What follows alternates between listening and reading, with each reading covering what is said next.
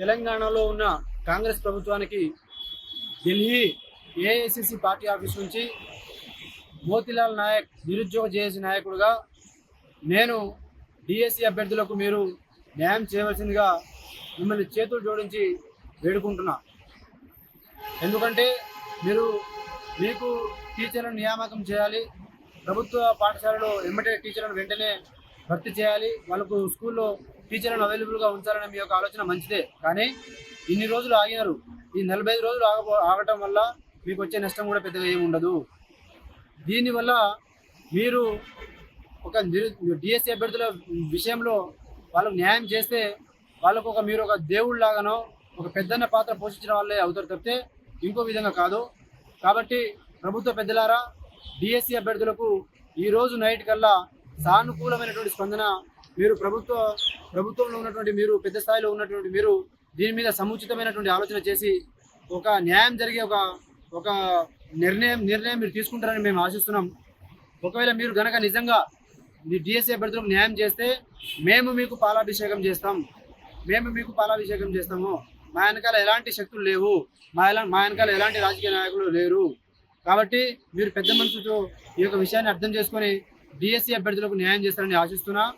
ఒకవేళ లేని పక్షంలో మీరు కనుక డిఎస్సి అభ్యర్థులకు న్యాయం చేయకపోతే ఈ డిఎస్సి ఎగ్జామ్స్ అయిపోయిన తర్వాత 5,000 మంది డిఎస్సి అభ్యర్థులను జంతర్ మంతర్ దగ్గర తీసుకొచ్చి మీ యొక్క పార్టీ పతనాన్ని, మిమ్మల్ని ఏ స్థాయిలో తీసుకుపోవాలో, మీ మీద ఎలాంటి పోరాటం చేయాలో, మీ ప్రభుత్వాన్ని ఎన్ని రకాలుగా పోరాటం చేసి మిమ్మల్ని ఏ స్థాయికి తీసుకొచ్చి మిమ్మల్ని మా యొక్క డిమాండ్లు నెరవేర్చుకునే స్థాయికి ఖచ్చితంగా ఆ స్థాయికి తీసుకొచ్చే ప్రయత్నాలు జరుగుతాయి.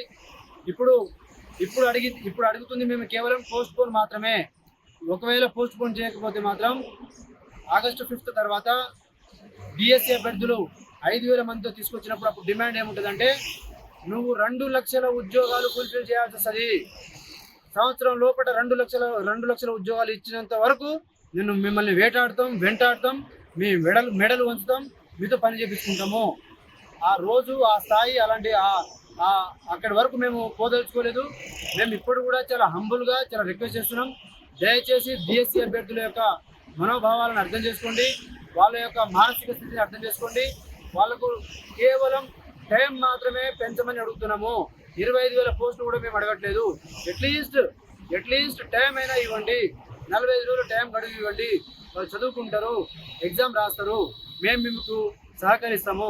మేము ఎలాంటి రాజకీయాలు చేయము.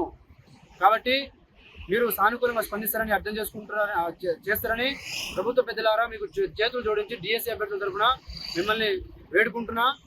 ఢిల్లీ వరకు నేను ఇక్కడ వచ్చినంటే రేపు రాబోయే రోజుల్లో 5,000 మందిని మీకు తీసుకొచ్చి ఇక్కడ ధర్నా చేసి ఇది రాష్ట్ర వ్యాప్తంగా కాదు, ఈ దేశవ్యాప్తంగా చర్చ జరిగే స్థాయికి నేను తీసుకోకపోతానే విషయాన్ని కూడా మీరు నా యొక్క పట్టుదలని, నా యొక్క మొండితనాన్ని కూడా మీరు కూడా అర్థం చేసుకుంటారని చెప్పేసి మీకు ఈ సందర్భంగా చెప్తున్నా. నేను మీరు విన్నవించుకుంటున్నా. నేను మీ పార్టీ రావాలని కష్టపడ్డోని, నేను మిమ్మల్ని రాజకీయంగా వృద్ధ చదవాలనే ఆలోచన నాకు లేదు. కాబట్టి వీళ్ళకి న్యాయం చేస్తారని ఆశిస్తూ ఇట్లు మీ మోతీలాల్ నాయక్. జై తెలంగాణ, జై హింద్. అసలైన తొలి వెలుగు. ఫాలో వాట్సాప్ @తొలి వెలుగు అఫీషియల్.